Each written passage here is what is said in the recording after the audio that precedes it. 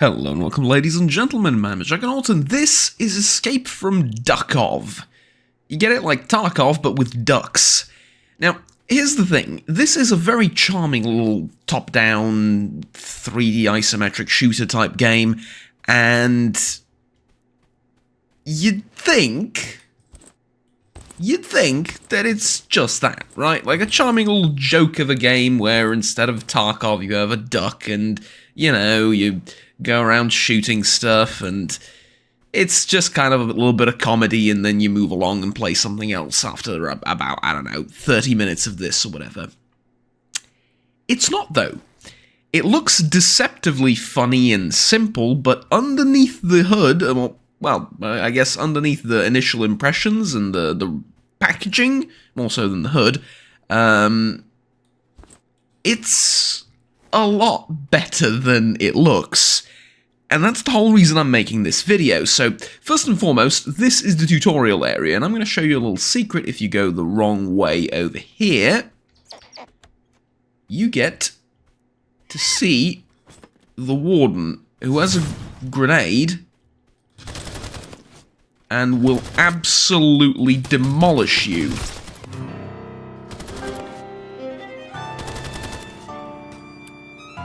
Yeah.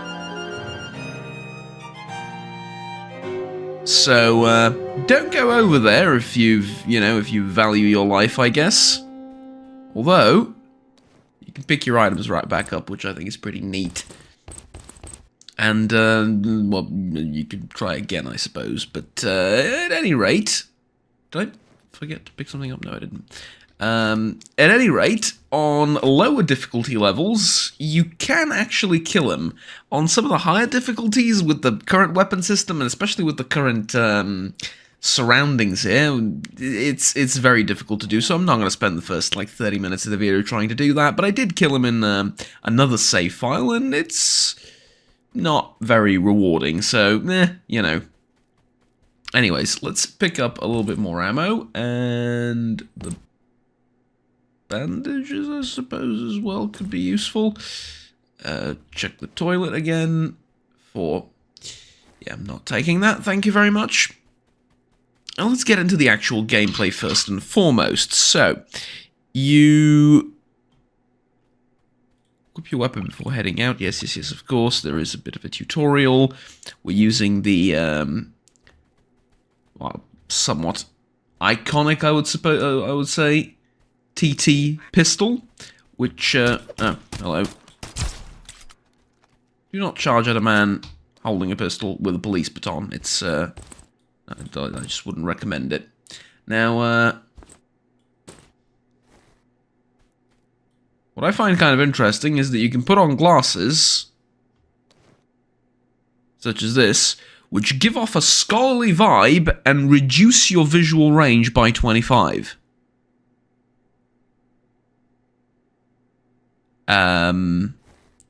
I'm not quite sure what that means, but I think that's just worse. Like just bad, period. Which I find pretty funny. Anyways, hold right mouse button to aim, WS and D to move, jump, etc., etc. All these things fairly self-explanatory.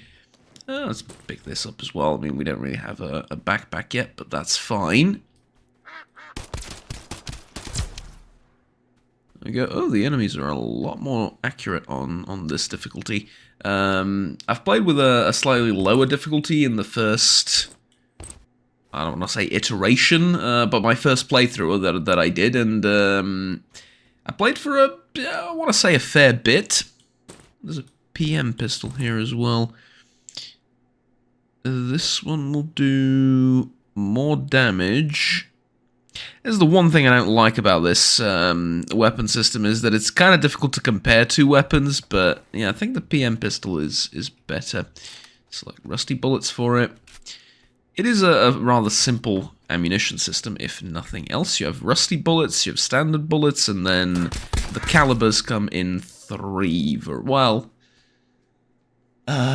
rusty, standard, I think special and armor piercing are the varieties you get for bullets. Obviously, the better a bullet is, the well, it's a straight upgrade, right? Like, from one to another. It's not like armor piercing does less damage or something like that. It's pretty much a straight upgrade because most enemies you will encounter have some form of armor, even if it's just a shirt. And so, yeah, ammunition is pretty much is a linear upgrade the better it gets. And obviously, it gets more expensive as you go along. So, anyways, let's heal up for a second with the bandage. Fairly simple healing system. You just restore your HP, and let's extract by standing in the green flare. This is where the Duckov thing comes in very handy, and that's the tutorial for you, right? Fairly simple introduction to the game. You've extracted. You are then pointed at, or not pointed at, but rather you are delivered to this little neat room here where you can read this, and you can also sleep through various times. So currently it is 8 AM. There is also a storm coming in 135 minutes, so we don't need to worry about it. You can change your difficulty here at any time you want, and you can change your character. Actually, I'm going to show you the character customization really quickly.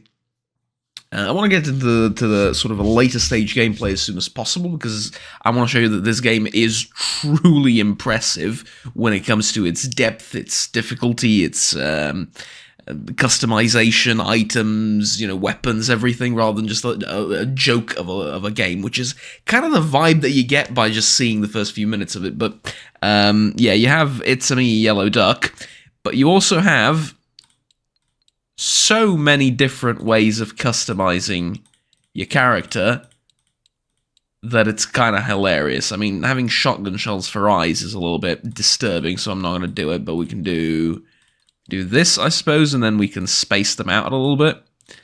Have that kind of eyebrow, that kind of crest, that kind of... No, let's go with this beak. Oh, yes, and then just increase...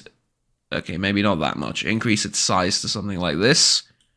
Perfect. And then the tail, I want to show you the best tail in the world. I'm going to change its color first. Is that not the greatest tail you have seen in your life? And you know what? Confirm. There we go. Much better looking. With the glasses, I'm a little bit disturbed by the character now as well, which is perfect. It's sort of in that uncanny valley of disturbing and funny, which is great. Anywho, the game has some really relaxing music. I can't get over the tail and how it moves every time we... Oh my god. That is going to distract me for the rest of the video. So, anyways, you wake up here, and this is the basics. I'll go over them faster than Jeff does.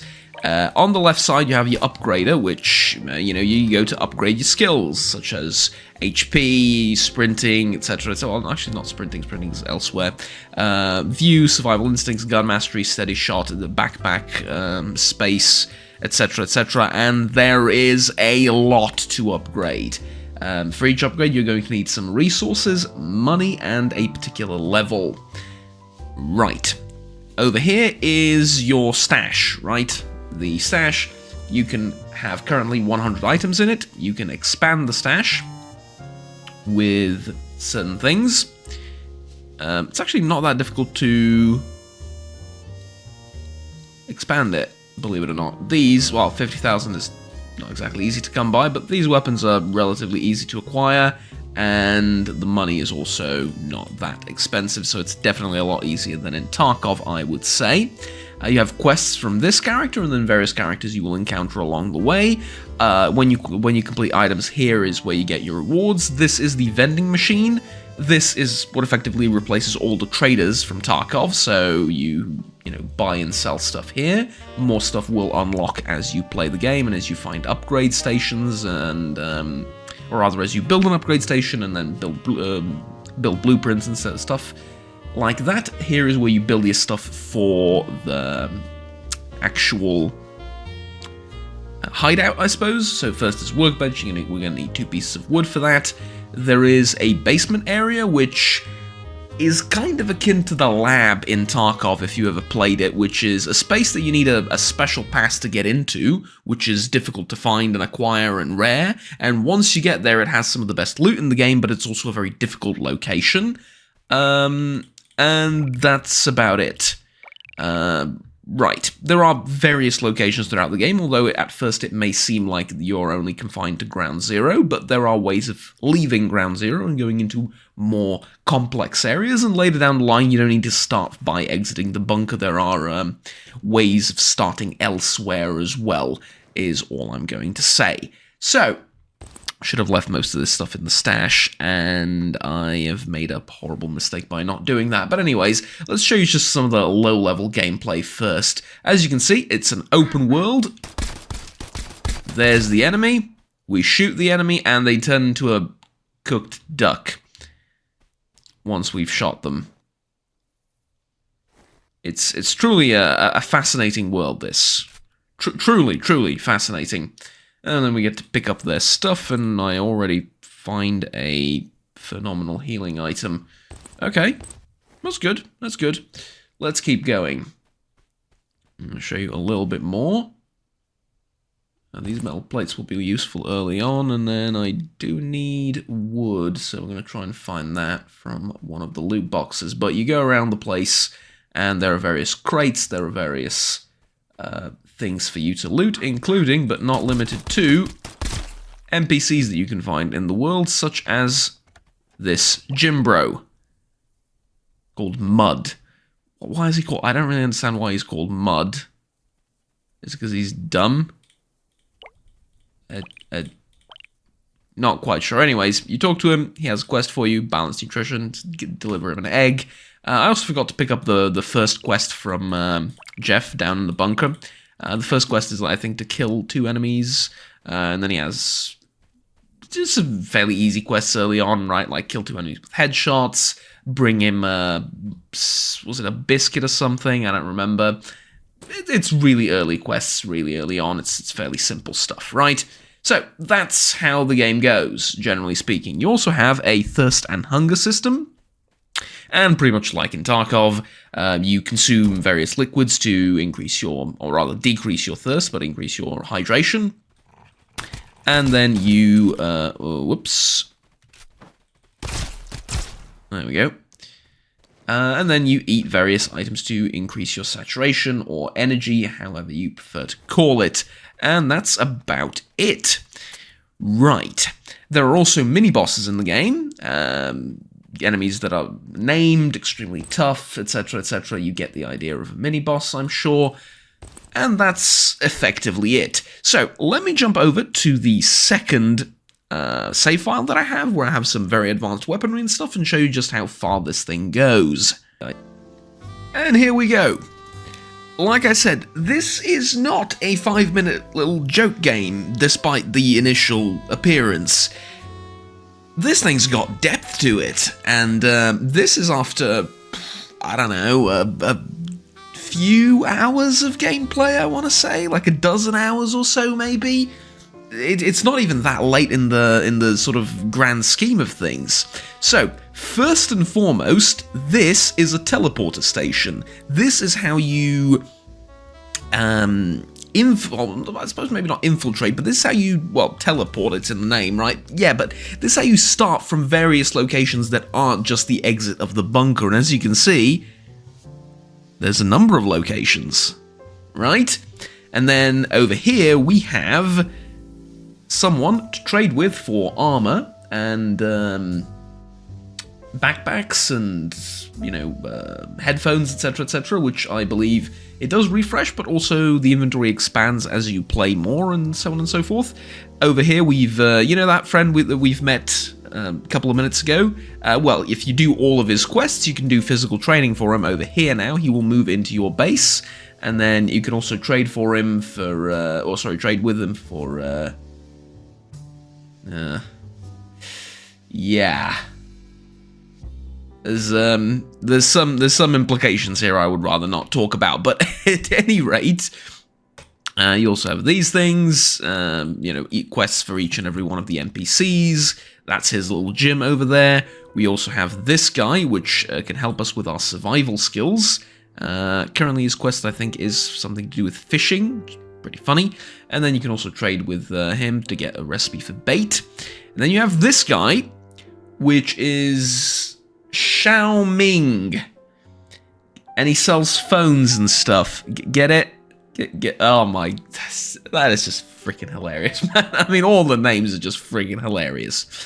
One of the early things that you get is a key registry, which is pretty interesting to me, because all you do is you pick up a key, you put it in here, and you register it. Now, this one's already registered, so I can sell it, but the idea is you have this like universal key tool, which isn't really in your inventory either. If you take a look, this is my stash, this is my inventory on the left.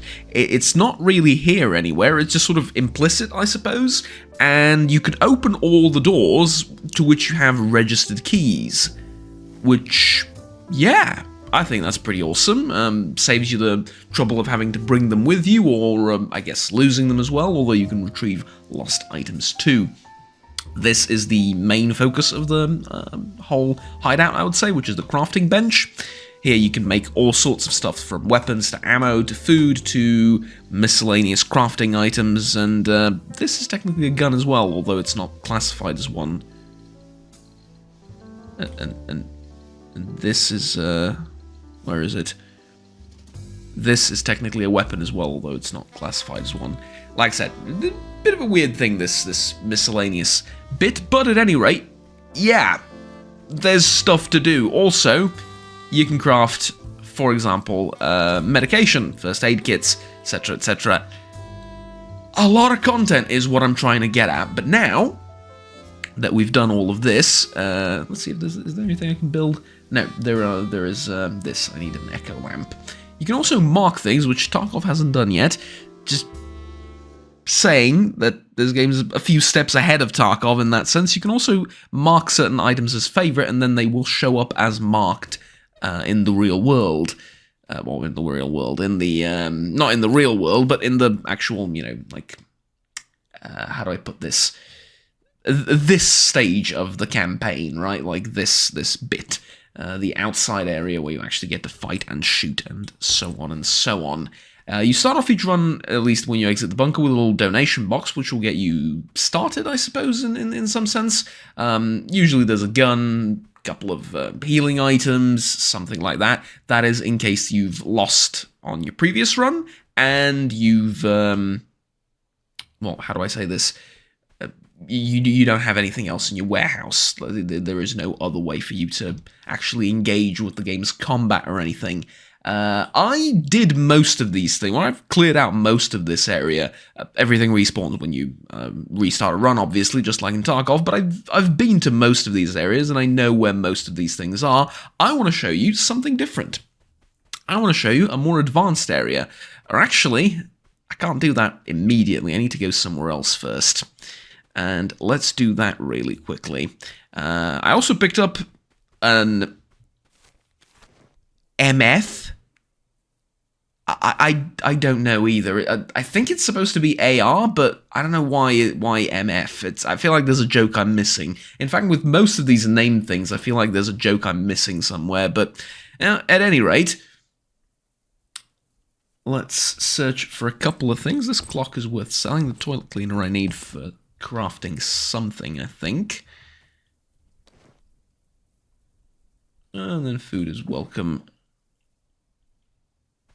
for, you know, the most obvious of reasons. So, we need to get to the small hill over here, because there you will find an NPC that is, at least to my knowledge, not yet in our base, and I don't think I can get him in our base. And that is him over here. And yes, I've shot him multiple times on accident, thinking he's an enemy. Yeah, as you can see, he sells some pretty advanced things. Unfortunately or fortunately for you, he only sells if you have cash. So if I want to buy, for example, a BR extended magazine or a balanced stock, I can do that because I've got cash. Where do I have cash? Over here. In the dog department thing. The dog, by the way, cannot be harmed, thankfully. It is immortal. It is, however, also harmless, What it does is it carries a backpack around for you, and it acts as a gamma container, or well, any other type of container, I suppose, from Duckov. So if you die, whatever the dog's carrying, it stays there and you don't lose it, which I think is pretty hilarious. Anywho, let's pick up this scope as well, and then let's pick up the rifle suppressor, I think, too. That'll be interesting. I wanted to buy a few of these things because, well, I can't find them anywhere else. This is for a battle rifle, so it won't do. And yeah, that's fine. I do need the pen and the IV thing and the propane tank. Well, whatever. We can always come back here later and buy it from him. So there is, just what I wanted to show you, also weapon customization. Granted, not as complex as with Duckov, and you don't really get to see it on the weapons, unfortunately. I wish that was something that was a thing that, as you sort of put on different attachments, the weapon model itself changes. Unfortunately, though, not a thing. But yeah, we've now upgraded our MF rifle. That just sounds weird to say it, I'll be honest with you. And then let's just visit the camp over in the north really quickly, because I believe we can find at least 1 or 2 enemies here, and I can showcase some of the more advanced enemies. A and B.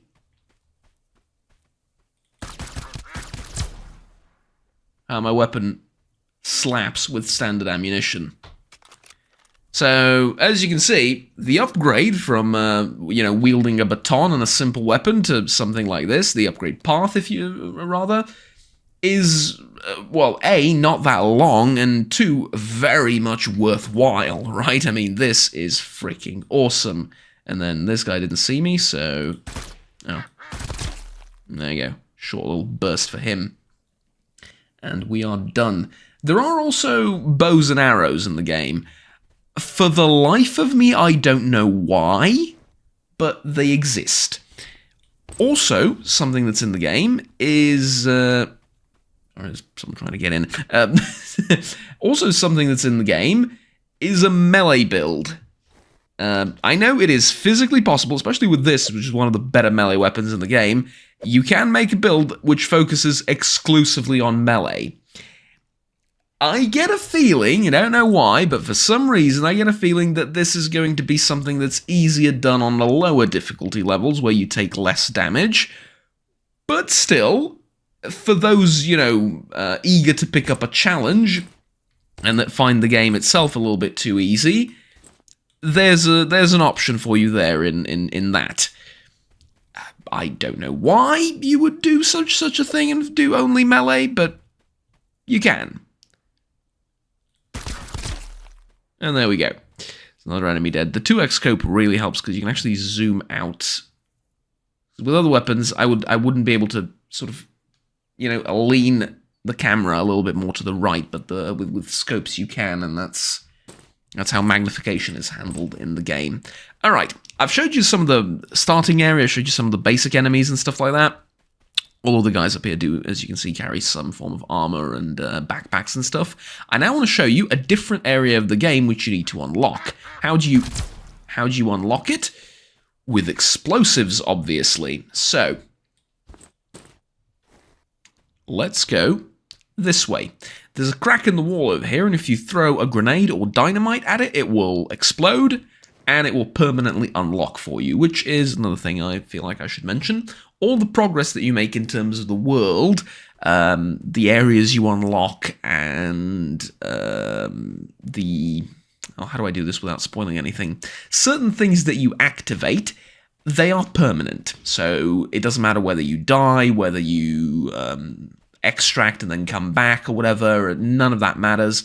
Everything you do in terms of the world itself and the areas in the world is permanent. The things that do respawn are enemies, loot, stuff like that. That is up for grabs every time you go into the area and go back out, and etc, etc. That's the main gameplay loop.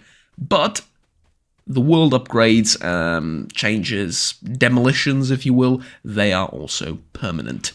So, let's go to the airhouse area. A point of no return. Now, that might sound terrifying, but it isn't. It really isn't.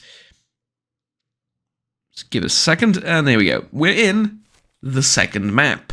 One of many, and it has various extract locations. So you can extract here, or you can extract over here.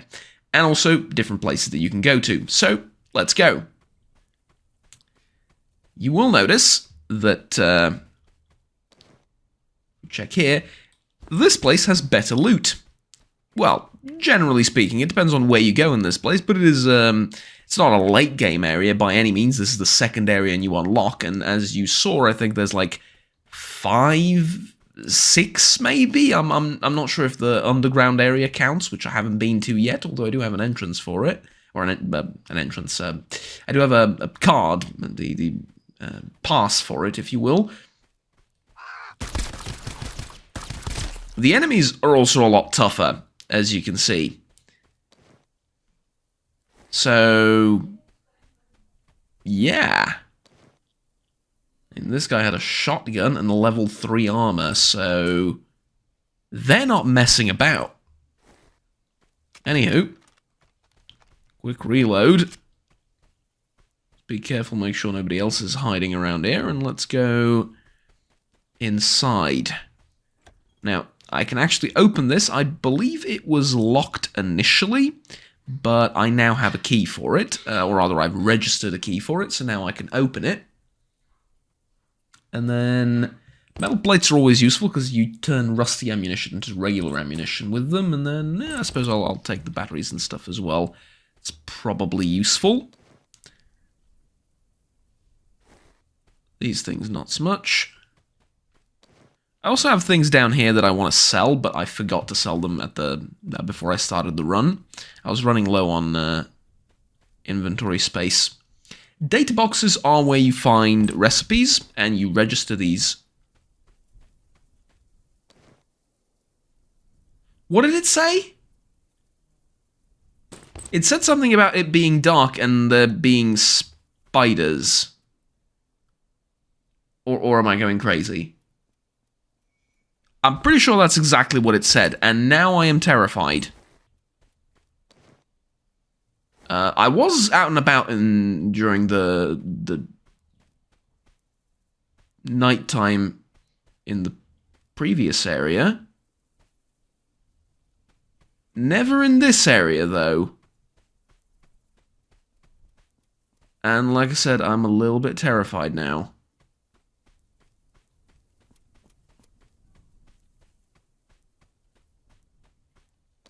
Okay. Portable hard drive. Feel like that's going to be useful for later. There is a cover system in the game as well, which is something I haven't touched on. There is, in fact, so much of a cover system that you can have deployable cover from your inventory in one of the quick slots. You can just plop it down for particular fights.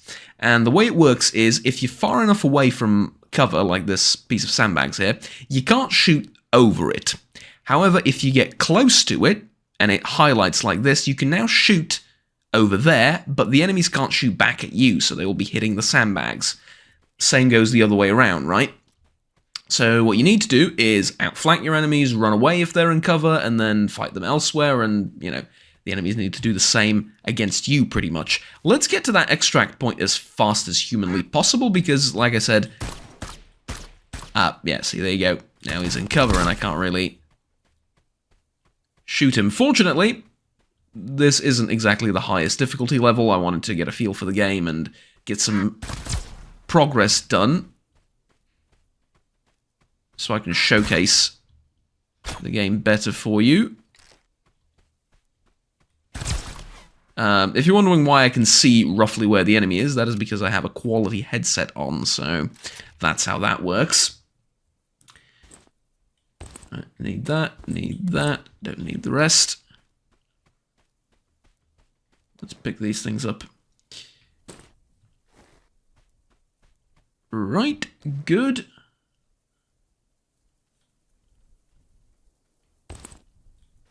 And also love that you can use items straight out of the container. You don't need to actually pick them up first. Just right-click and use them. Okay, so... Oh, you lucky bastard, you. There we go.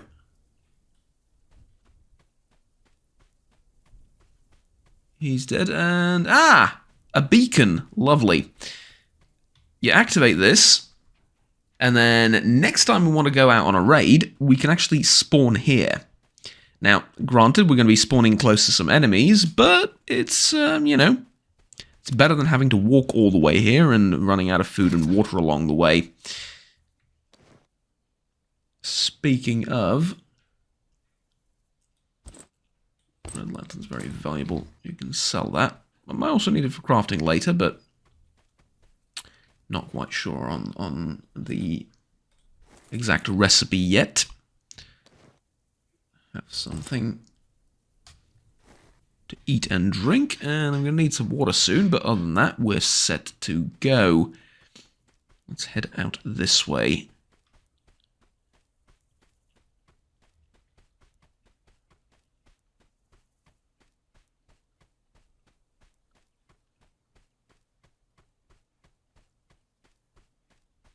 Alright, I mean,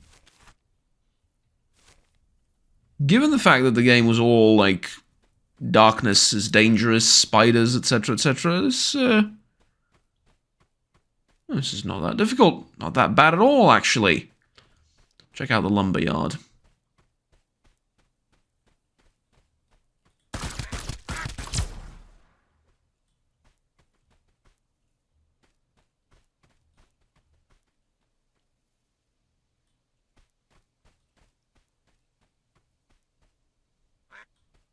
Oh, shoot.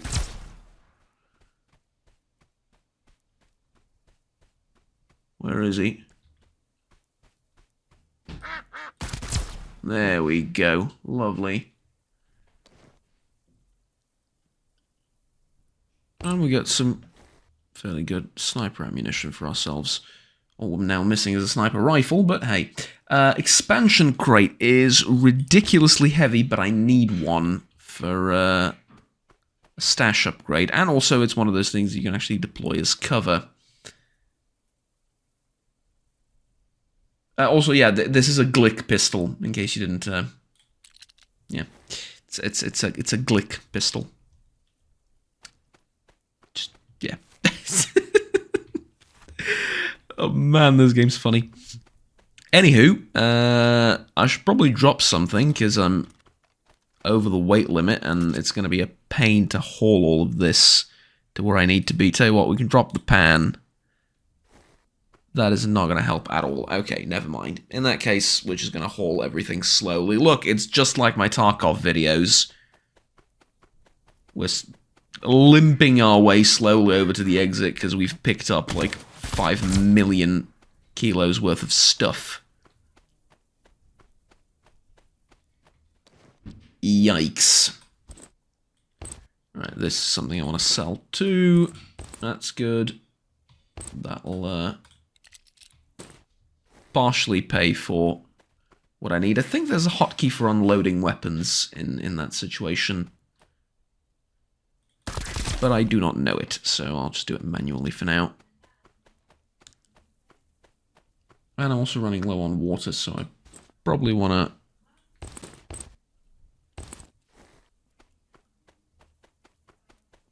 hurry up. Where's the extract? I need to go more this way. Oh god, oh god, oh god, oh god. Okay, you're not gonna believe me, but those things are usually a lot more dangerous. Is that the spiders that the game was talking about? Like the robot spiders? Yeah, like I said, you're not gonna believe me, but those things are usually a heck of a lot more dangerous. And, for some reason, this one just whiffed all its shots, and I was able to take it down relatively easily. We're close to the extract now, so it shouldn't take a lot longer. I'm now also dehydrated, which I'm not sure what it does, because it doesn't seem to be taking away from my HP. And I don't think it's a difficulty setting issue. The difficulty, you can customize it, by the way, the difficulty fully, in terms of how much damage you take, how much... Christ almighty.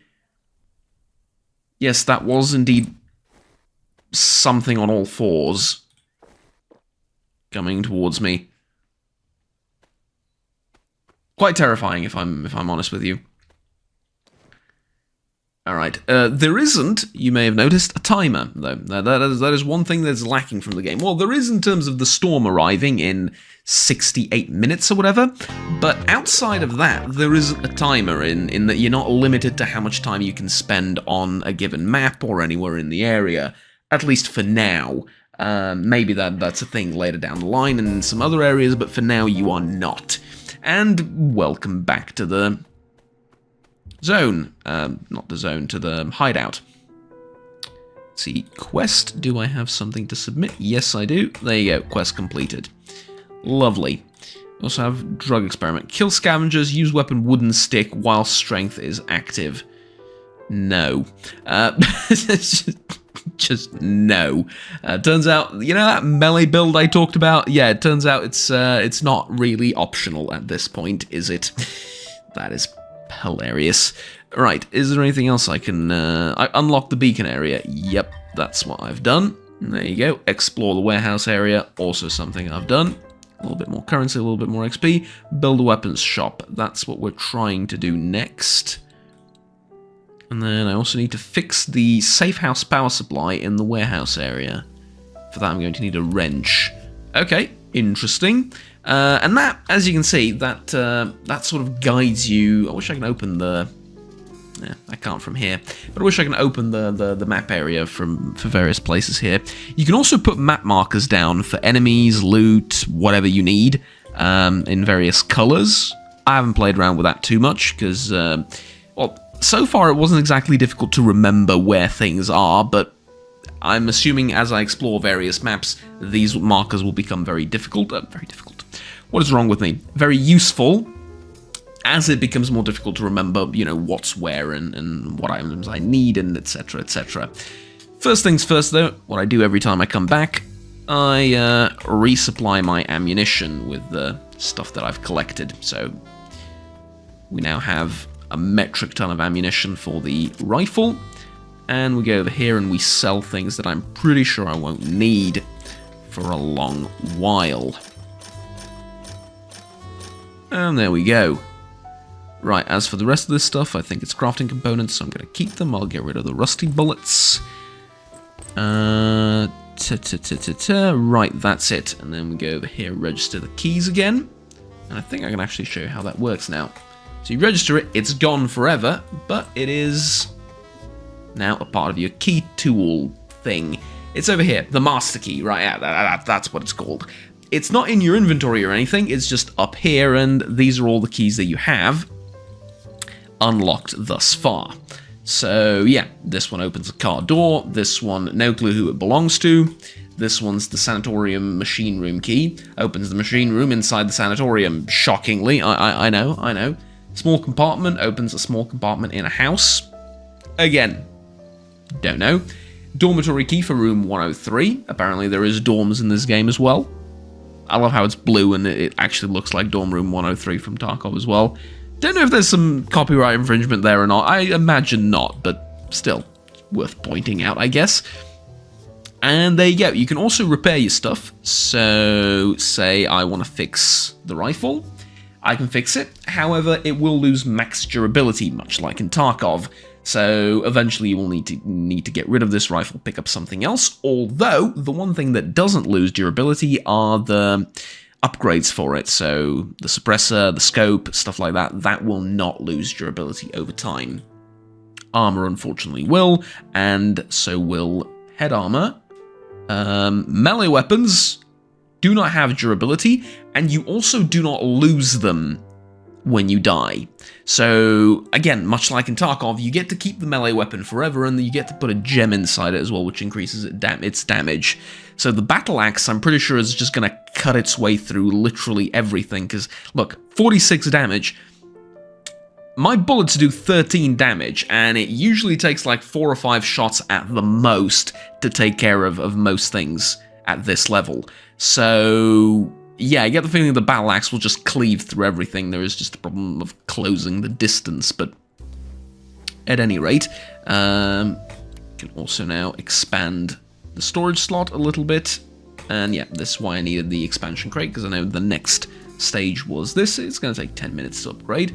Not 10 hours like some other game I know, but let's not judge it too harshly at this point. Right, and there you go. That's the game. So, like I said, deceptively funny and simple and stuff like that early on, but then as you continue to play, you realize, holy hell, is there a lot of content here. And now, in typical Juggernaut fashion, 30 minutes into the game, 30 minutes into the video, rather, let's address the elephant in the room, which is this game's direct competition. What, Escape from Tarkov? Really, Juggernaut? You think, no. Zero Sieverts, I think. Is that how you pronounce it?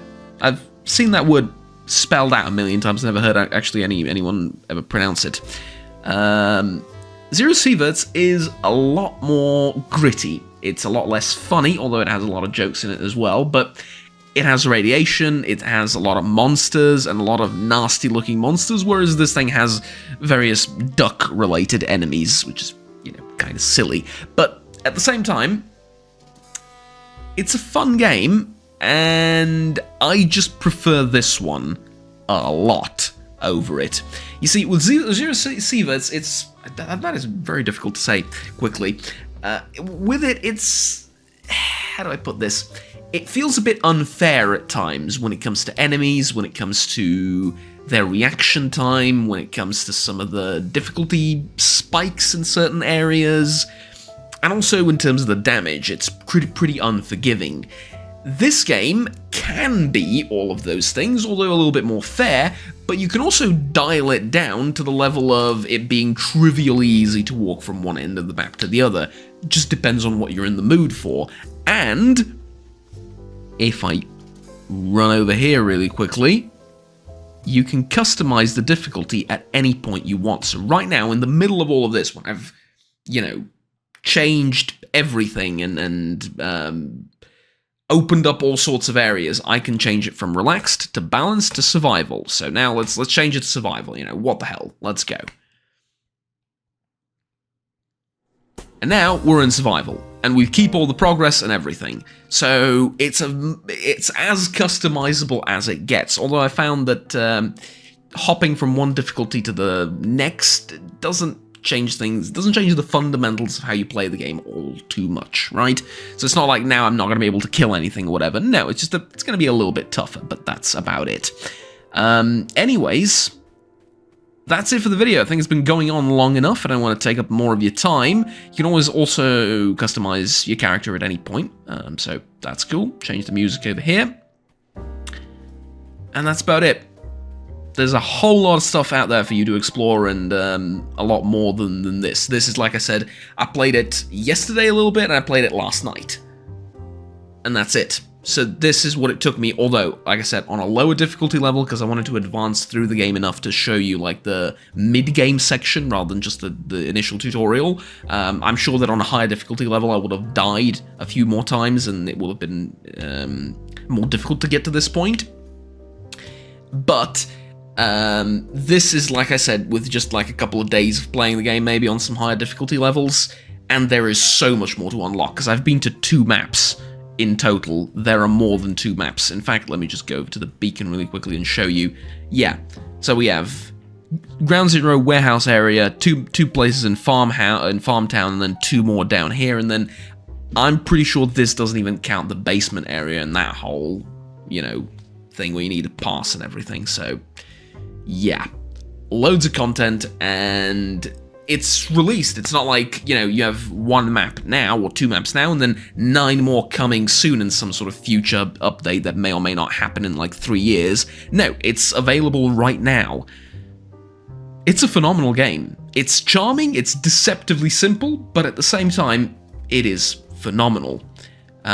Also, there is this part of the area. I'm going to be brutally honest with you.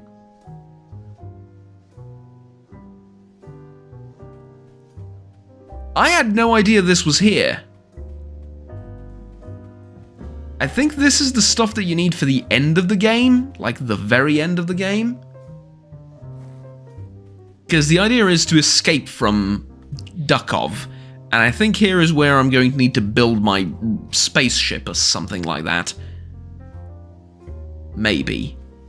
But again, this is endgame sort of stuff that I'm gonna be fully honest with you, I did not even realize this area was here all this time, because this was my camera view up until this point, just like the left side of the hideout and these two places. There is a shooting range as well, which I might as well show you. Here it is. And your weapons don't lose durability, and you have infinite ammo while at the shooting range, so you can test out the spray, you can test out, you know, while aiming down, how it fires, how it feels, before you go out into the world. Right, that's about it. If you have any questions about the game, feel free to ask down in the comments down below. I will leave a link to the game's Steam page in the description of the video, so you can go and check it out there. And that's about it. Thank you very much for watching, ladies and gentlemen. Sorry for a bit of a messy video with me mumbling and fumbling words and etc, but I wanted to really get it out quickly in the morning because I'm going to be busy for the next week or so, well, extremely busy. And I just wanted to get this out of the way before I, you know, get to work on some university stuff. Right. Thank you very much for watching. See? Case in point. Thank you very much for watching. Please do remember to like and subscribe down below if you enjoyed the video and want to stay tuned with the rest of the series. Well, not the rest of the series, but the rest of the videos that I produce. Series being the first impression of videos, I suppose. And the rest of the content in general also helps out the channel quite a bit. I'll see you all next time. Have fun, take care, and bye-bye.